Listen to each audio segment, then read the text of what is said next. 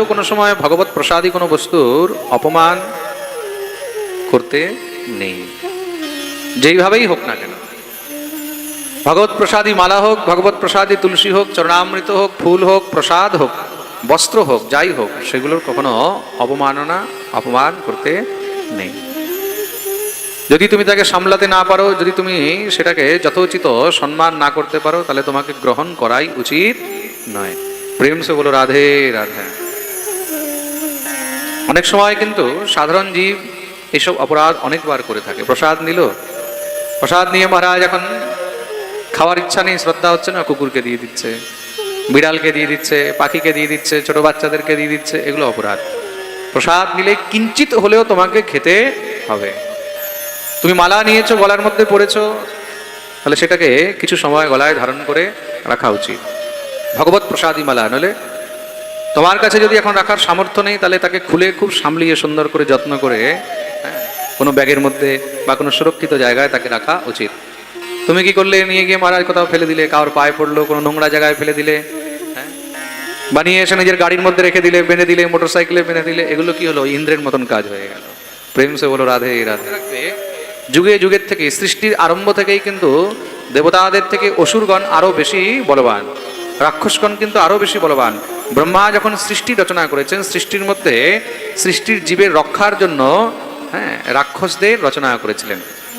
তার জন্য তাদেরকে এক্সট্রা পাওয়ার দিয়ে রেখেছে, এক্সট্রা মহারাজ বল দিয়ে রেখেছে, শক্তি দিয়ে রেখেছে, তাগত দিয়ে রেখেছে। কিন্তু তারা কি করেছে? সেটাকে অন্য রাস্তায় লাগিয়ে দিয়েছে। সৃষ্টির রক্ষার জন্য, সুরক্ষার জন্য এক প্রকারে তাদেরকে বডিগার্ড তৈরি করেছিলেন, কিন্তু তারা কি করলো? সেটার মিসইউজ শুরু করে দিয়েছে, অত্যাচার শুরু করে দিয়েছে। কেন? ওই যে বলি বারবার, যেই কোনো জিনিস যদি প্রয়োজনের বেশি মানুষের কাছে এসে যায়, তখন কি হয়? তার অভিমান হয়ে যায়, সে তখন তার মিসইউজ শুরু করে দেয়। প্রেম সে বলো রাধে রাধে। অসুরগণ কি করেছে? তার উল্টো প্রক্রিয়া প্রতিক্রিয়া শুরু করে দিয়েছে। সেই বল, সেই দম, সেই তাকত, তার মিসইউজ শুরু করে দিয়েছে।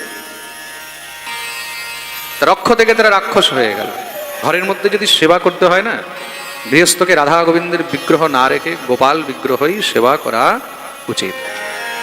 রাধা গোবিন্দের বিগ্রহ রাখলে তখন কিন্তু সম্পূর্ণ বিধি বিধানে অন্নভোগ ইত্যাদি অর্পণ করিয়াই তার সেবা করিতে হইবে। মন দিয়ে শুনবে, যে কৃষ্ণ মন্ত্রে দীক্ষিত রয়েছে, যে বৈষ্ণব মন্ত্রে দীক্ষিত রয়েছে, যার গলায় তুলসীর মালা আছে, মাথায় নিত্য তিলক ধারণ করেন, এবং যে শুদ্ধ সদাচারযুক্ত নিরামিষ ভুজি, একমাত্র সেই কিন্তু ঠাকুরকে অন্নভোগ দিতে পারে।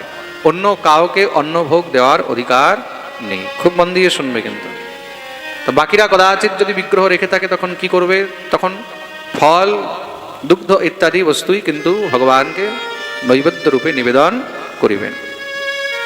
আর গৃহের মধ্যে বিগ্রহ রাখলে সেখানে অন্নভোগ অবশ্যই দেওয়া উচিত। সুতরাং তার জন্য মহাপুরুষগণ গৃহস্থদেরকে ঘরের মধ্যে বিগ্রহ রাখতে সবসময় মানা করিয়া থাকেন। বিগ্রহ সেই রাখবে যে বিগ্রহ সেবা করতে পারবে, অন্যথা গোপাল বিগ্রহও রাখা উচিত নয়। অন্যথা কি করবে? ঘরের মধ্যে চিত্রপট রাখবে। যদি ঘরের মধ্যে এখনো আঁশ আমিষ ইত্যাদির কোনো ছোঁয়াছুঁয়ি রয়েছে বা এগুলোর কোনো শঙ্কা আশঙ্কা রয়েছে, তাহলে ঘরের মধ্যে কোনো প্রকারের বিগ্রহই রাখা উচিত নয়।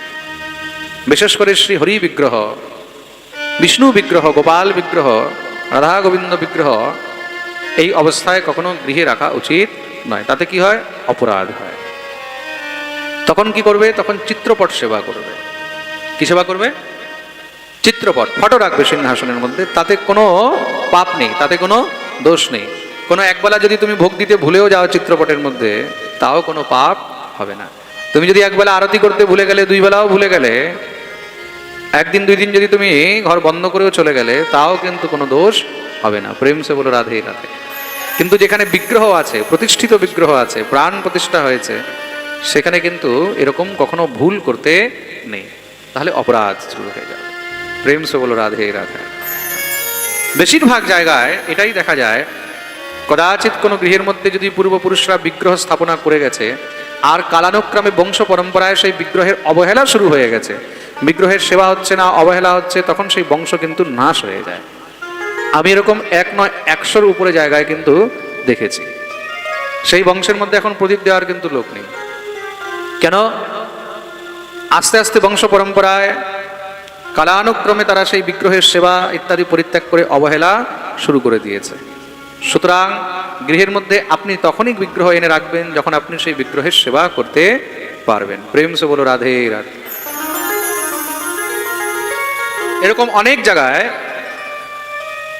বিগ্রহ সেবা, অনেক জায়গায় এরকম মন্দির রয়েছে যেগুলো মহারাজ মানুষের পক্ষে চালানো অনেক মুশকিল হয়। ঠাকুরের সেবা, ঠাকুরের শুশ্রূষা, মন্দিরের মধ্যে নিত্য নিয়ম নিষ্ঠা করে এগুলো চালানো কিন্তু খুব দুষ্কর হয়ে যায়। কদাচিৎ এরকম হলে তখন কোনো বৈষ্ণব বা কোনো সাধুর হাতে সেই সমস্ত সেবা বা সেই দেবালয় সমর্পণ করে দেওয়া উচিত। আর বিগ্রহ সেবা যেন চলতে থাকে, সেই অনুরূপ অর্থ আনুকূল্য বা সেই অনুরূপ তার জন্য কিন্তু আয়ের সাধন ইত্যাদি তৈরি করে দিয়ে যাওয়া উচিত। অন্যথা কোনো সময় গৃহের মধ্যে এইভাবে বিগ্রহ ইত্যাদি স্থাপনা করতে নেই। আজকে তুমি আছো, তুমি সেবা করে যাচ্ছ, কালকে তোমার পরে এই বিগ্রহের সেবা কিভাবে চলবে, তার জন্য এখন থেকেই তাদের সেবার ব্যবস্থা করে যাওয়া উচিত। অন্যথা তোমাকেও কিন্তু জন্ম জন্মান্তর পর্যন্ত সেই অপরাধ ভোগ করতে হবে। প্রেম সে বলো রাধে রাধে। সুতরাং গৃহের মধ্যে বিগ্রহ আনার আগে বা ঘরের মধ্যে কোনো মহারাজ মন্দির স্থাপনা করার আগে সেই মন্দিরের ভবিষ্যতে চলার সমস্ত সব সাধন ইত্যাদি তৈরি করে রেখে যাওয়া উচিত। তাতে যেন ভবিষ্যের মধ্যে যেই সেবক হোক না কেন সে যেন নিশ্চিন্তভাবে ঠাকুর সেবা চালাতে পারে। বলি ভক্তবৎসল ভগবান কি। এই ইদানিং আমরা আমাদের ট্রাস্টের সব মেম্বারগণ বসে একটা মিটিং করে বিচার করা হয়েছে, কোনো জায়গায় কোনো মন্দির, কোনো দেবালয়, কোনো এরকম স্থান যেখানে ঠাকুরের সেবা চলছে না বা ঠাকুরের সেবায় খুব সমস্যা হচ্ছে, ঠাকুর সেবা ইত্যাদিতে অনেক রকমের কষ্ট আসছে, এরকম কোনো যদি মন্দির, এরকম দেবালয় যেটা চালানো যাচ্ছে না, কোনো সমস্যা হচ্ছে, তারা যদি সম্পর্ক করে তখন আমাদের ট্রাস্টের মাধ্যমে সেই মন্দিরকে ট্রাস্টের আন্ডারে আজীবন যেন চালানো যায় এরকম ব্যবস্থাও আমরা এখন শুরু করতে চলেছি। প্রেম সে বলো রাধে রাধে। রাধারানী কৃপায় কদাচিৎ এরকম যারা যারা লাইভ শ্রবণ করছেন, যেখানে এই বিচারটা কেন আসলো, আমার কাছে কিছুদিন আগেই এই পশ্চিমবাংলায় পাণ্ডবেশ্বর বলে একটা জায়গা আছে, হয়তো আপনারা জানেন হবে, পাণ্ডবেশ্বর বীরভূমের দিকে। পাণ্ডবেশ্বর থেকে আমার কাছে এক এরকমই ভক্ত পরিবারের ফোন এসেছে, মহারাজ জি আমাদের মন্দির রয়েছে কিন্তু সেবা করার জন্য এখন কোনো লোকজন নেই, কিছু নেই, ঠাকুরের সেবা ঠিক মতন চলছে না, তা সেই সেবাটা কিভাবে আমরা চালাবো, যদি সেই দায়িত্ব আপনার উপরে দেওয়া যায় বা আপনি যদি কোনো ব্যবস্থা করেন। এতদিন তো আমরা এই বিষয় নিয়ে কোনো বিচার করিনি, কিন্তু ওনার সঙ্গে কয়েকবার কথা হওয়ার পরে তারপরে গিয়ে আমরা বিচার করলাম, তার মানে এরকম নিশ্চয়ই অনেক দেবালয়, অনেক মন্দির এই অবস্থায় আছে যেখানে ঠাকুরের ভোগের ব্যবস্থা পর্যন্ত নেই, ঠাকুরের আরতির ব্যবস্থা পর্যন্ত নেই, ঠাকুরের সেবার ব্যবস্থা পর্যন্ত নেই। তা এরকম যদি কোনো স্থান থাকে তাহলে নিশ্চয়ই আমরা সেখানে সেই সেবা ইত্যাদি যেন সুচারুভাবে চলতে থাকে সেই ব্যবস্থা করব। প্রেম সে বলো রাধে রাধে। আমরা মানে সমস্ত সব ভক্তদেরকে নিয়ে, আমার তো কোনো সামর্থ্য নেই, হ্যাঁ, ভক্তদের সহযোগ যত পেতে থাকবো, যত আমার হাত মজবুত হবে ততই এই সেবাগুলো চালানো যাবে। রাধারানীর কাছে এই প্রার্থনা করবেন, তাতে যেন এই যে সৎসংকল্প আস্তে আস্তে বাড়ছেই আমাদের, এই সংকল্পগুলো যেন এইভাবেই আরো সুন্দর করে পূর্তি হতে থাকে। তার জন্য ভক্তদের সবসময় সহযোগের অনেক দরকার রয়েছে, অনেক দরকার রয়েছে ভক্তদের সহযোগের।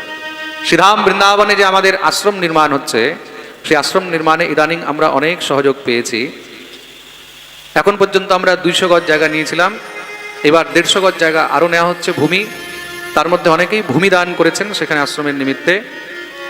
যদি আপনাদের মধ্যেও কেউ ভূমি দান সেখানে করতে চান বা যারা লাইভ শ্রবণ করছেন তাদের জন্য বলা হচ্ছে, যার যত সামর্থ্য হয়, 1 গজ ভূমির দাম 20,000 টাকা। সেখানে যার যেরকম সামর্থ্য হয়, 1 গজ, 1.25 গজ, 2 গজ, 10 গজ, যার যতটা সামর্থ্য হয়, কারোর যদি অর্ধেক গজেরও সামর্থ্য হয়, যার যতটা সামর্থ্য সেই অনুরূপেই ভূমিদান অবশ্যই করতে পারবেন।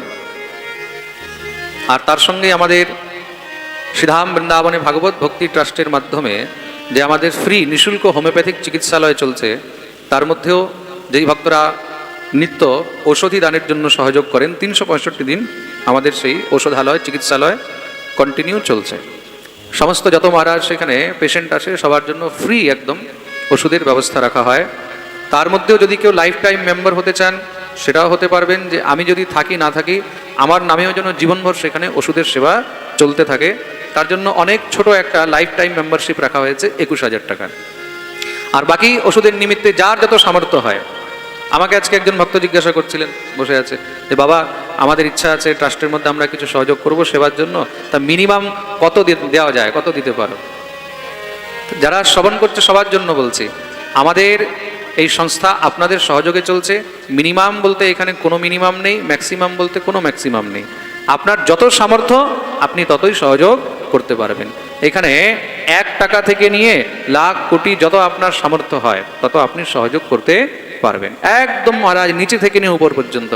কারোর জন্য কোনো বিশেষ রূপে কোনো বন্ধন কোনো জিনিসের নেই যে এত টাকাই এখানে সেবায় দিতে হবে। যার যত সামর্থ্য আছে, অনলাইন আছে, ট্রাস্টের অ্যাকাউন্ট বর্তমানে সরকারের আন্ডারে আছে, ATG 12-এ আন্ডার সেকশন রয়েছে, গভর্নমেন্টের অথরাইজড রয়েছে ট্রাস্ট।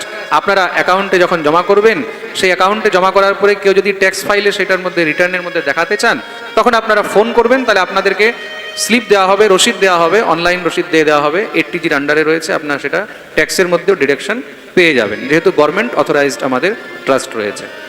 তার জন্য কোনো রকমের কোনো আপনাদের মধ্যে কোনো চিন্তা নেই। যেরকম পারবেন, যার যত সামর্থ্য অবশ্যই সহযোগ করতে পারেন। প্রেম সে বলো রাধে রাধে।